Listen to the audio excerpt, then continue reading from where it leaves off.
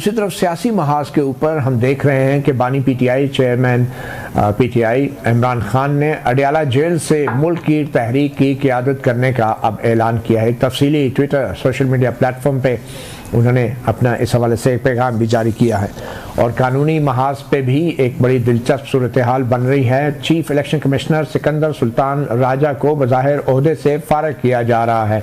अब फ़ारग क्या होना था, वो अपनी मुद्दत तो पूरी कर चुके जनवरी में और 26वीं आईनी तरमीम के तहत एक फालतू मुद्दत लेकर वो चल रहे थे, तो उनकी जगह अब नए चीफ इलेक्शन कमिश्नर और बलूचिस्तान और सिंध से कमिश्नर हजरात की तैनाती के लिए वज़ीर आज़म शहबाज शरीफ ने leader of opposition Omar Ayub को ख़त लिख दिया है कि आइन के मुताबिक वो अपनी मुशावरत करें उनसे और 3 नाम जो है वो पार्लिमानी कमेटी को दोनों ने मिलकर भेजने थे। इस हवाले से क्या उमर अयूब अब वज़ीर आज़म शहबाज शरीफ से मुलाकात करेंगे या नहीं, इसके ऊपर भी बात करेंगे। और फिर आखिर में इस्लामाबाद हाई कोर्ट और कराची बार के दरमियान एक झड़प हमें होती दिखाई दे रही है। मामला है 27वीं आईनी तरमीम का, जिसके हक़ में इस्लामाबाद हाई कोर्ट बार के सदर वाजिद गिलानी ने एक प्रेस कॉन्फ्रेंस कर डाली। 27वीं आईनी तरमीम जिसका अभी कोई नामो निशान नहीं है। और बहरहाल कराची बार ने इस्लामाबाद हाई कोर्ट बार की तरफ से इस ऐलान की शदीद मजम्मत की है और कहा है कि इस्लामाबाद हाई कोर्ट बार हुकूमत का आलाकार बनने की कोशिश ना करे। इन तमाम मामलात पे बात करेंगे। इस्लामाबाद स्टूडियोज़ में हमारे साथ मौजूद हैं फोकल पर्सन बानी पीटीआई इमरान खान, तहरीक इंसाफ के रहनुमा एडवोकेट नियाजुल्लाह नियाज़ी, उनके साथ तशरीफ़ फरमाएं सीनियर जर्नलिस्ट और कोर्ट रिपोर्टर साकिब बशीर, और हमें वीडियो लिंक पे ज्वाइन कर रहे हैं सीनियर जर्नलिस्ट और तजज़ियाकार आमिर अलियास राना। आप तमाम मेहमानों को बहुत शुक्रिया। सबसे पहले बात करते हैं बिलावल भुट्टो की तरफ से भारत को की गई पेशकश की। आइए देखते हैं बिलावल भुट्टो जरदारी ने कहा क्या। साकिब बशीर साहब, बात रिलीफ की हो रही है, खान साहब तो बड़े डेस्परेट नज़र आ रहे हैं और बड़े गुस्से में नज़र आ रहे हैं। अभी जो उनका बयान है ट्विटर एक्स के प्लेटफॉर्म से, वो मुल्क की तहरीक चलाने की बात हो रही है, बड़ी सख्त जुबान भी इस्तेमाल की गई है। तो क्या कानूनी पॉसिबिलिटीज़ हैं? कल 5 तारीख को इमरान खान और बुशरा बीबी की जो है वो सज़ा मुअत्तली की दरख्वास्तें भी लगी हुई हैं अलकादर ट्रस्ट केस में, तो क्या इम्कान है? 190 मिलियन पाउंड केस में दोनों की जो सज़ा मुअत्तली है उस पर समाअत होनी है। अब पहली हेयरिंग है, मतलब जब नोटिस हुआ है तो पहली हेयरिंग है। पहली हेयरिंग पे उमूमी तौर पर जो प्रोसिक्यूशन है वो टाइम लेती है तैयारी के लिए। टीम तो उन्होंने तश्कील दे दी है, तैयारी के लिए टाइम ले लेते हैं। या यह है कि कल अगर बैरिस्टर सलमान सफदर आर्गू करते हैं तो दूसरी तरफ से टाइम ले लिया जाता है। लेकिन अगर हालात साजगार हों तो जिसके असरात हमें हालात जब साजगार होते हैं तो उसके असरात भी नज़र आते हैं, तो ऐसी कोई सिचुएशन हो तो फिर जो है वो आर्गूमेंट्स भी हो जाते हैं, फैसले भी आ जाते हैं, सारा कुछ हो जाता है। तो अगर कोई ऐसी पॉसिबिलिटी हुई कि बैरिस्टर सलमान सफदर के दलाइल भी हो जाएं, नैब के भी हो जाएं, और जो ज़मानत है, क्योंकि इमरान खान साहब की ज़मानत पर तो मेरा नहीं ख्याल कि फौरी तौर पर फैसला आने का इम्कान है, लेकिन बुशरा बीबी क्योंकि उनकी सज़ा कम है, 7 साल है, इमरान खान की 14 साल है, तो अगर कोई ऐसी पॉसिबिलिटी हुई कि उनकी सज़ा मुअत्तल हो जाए और उनकी ज़मानत हो जाए तो वो उनकी रिहाई हो सकती है। इमरान खान साहब की तो रिहाई भी नहीं हो सकती क्योंकि उनके लाहौर के 9 मई की केसेस 8 जो है वो पेंडिंग है, वो 16 जून को समाअत होनी है। तो एक ही है कि अगर सजा तो है Al-Qadir trust case Al-Qadir trust और कोई सजा नहीं है, सजा नहीं है, वो अंडर ट्रायल है वहां पे 9 मई के लाहौर के केसेस में।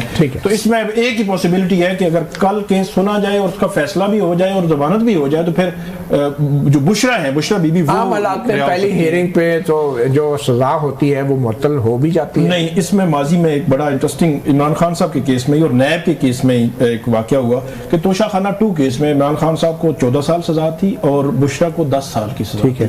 पहली हेयरिंग पे अमजद परवेज आते हैं जो स्पेशल पब्लिक प्रोसिक्यूटर थे, तो उन्होंने आके रोस्टम पे कहा कि हमें इनकी बेल ग्रांट करने पे कोई एतराज नहीं है। अच्छा, कोर्ट ने कहा बात खत्म हो गई, बेल ग्रांटेड। तो ऐसी सिचुएशन भी हो जाती है। ये पिछले साल की बात मैं कर रहा हूँ। दूसरी बात मैं एक छोटी सी ब्रेक ले लूँ, ब्रेक के बाद गुफ्तगू जारी रहेगी। वेलकम बैक सनाफी प्रोग्राम में। आमिर अलियास राना साहब, नए चीफ इलेक्शन कमिश्नर लगाने का फैसला कर लिया है हुकूमत ने और एक खत जो लिखा गया है उमर अयूब को, तो आपके ख्याल में सिकंदर सुल्तान राजा जो हैं अब अमली तौर पे हुकूमत ने फैसला कर लिया है उनसे जान छुड़ाने के लिए? बड़ा अच्छा सवाल किया आपने, अपनी उसमें ज़ाती राय भी दी है जान छुड़ाने की।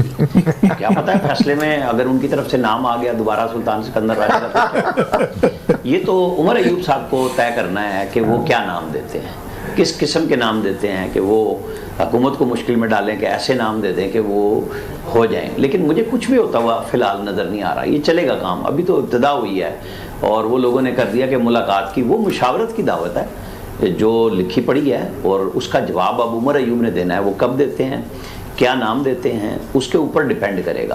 आपके ख्याल में सिकंदर सुल्तान राजा की खिदमत ऐसी हैं कि उनको तोसी दी जा सकती है सिकंदर सुल्तान राजा को?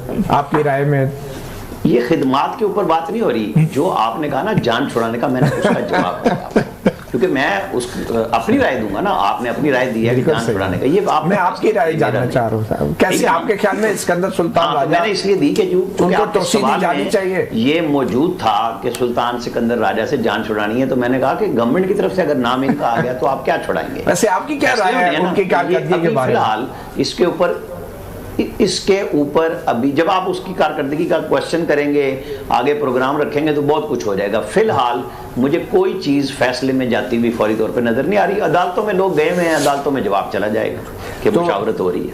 वैसे आपके ख्याल में जो एक ये पहला तजर्बा था कि एक पहले तो रिटायर्ड जजेस को लगाया जाता था, सिकंदर सुल्तान राजा पहले ब्यूरोक्रेट थे जो लगाए गए, तो क्या ये तजर्बा कामयाब रहा इलेक्शन कमीशन की सरबराही के लिए? यहाँ पे जिस तरह के इलेक्शन के तजर्बे हैं उसके अंदर आपको नज़र आया था कि वो बाई थी के बाद हमारे फ़खरू भाई मरहूम बैठे थे, उनको आर्मी चीफ का नहीं पता था तो वो भी यहाँ पे रहे।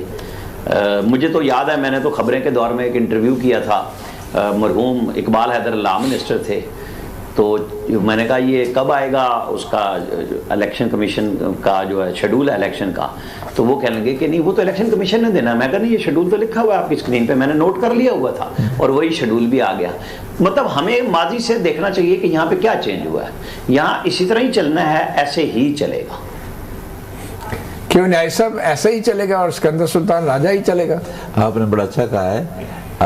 सिकंदर सुल्तान राजा साहब ने इलेक्शन करवाए और नीचे जो आरओ ने जिस तरीके से लोगों के पेपर रिजेक्ट किए, मुझे याद है कि जो उनके पावर वो कौन सा था आर्टिकल F जो था उसके साथ सादिक और अमीन लगा के वो रिजेक्ट करते रहे, वो लगाते रहे, हमारे पेपर इस तरह रिजेक्ट हुए और एक एक हल्के में दो अगर कोई 3 हल्कों में खड़ा है तो ऑर्डर एक ही था।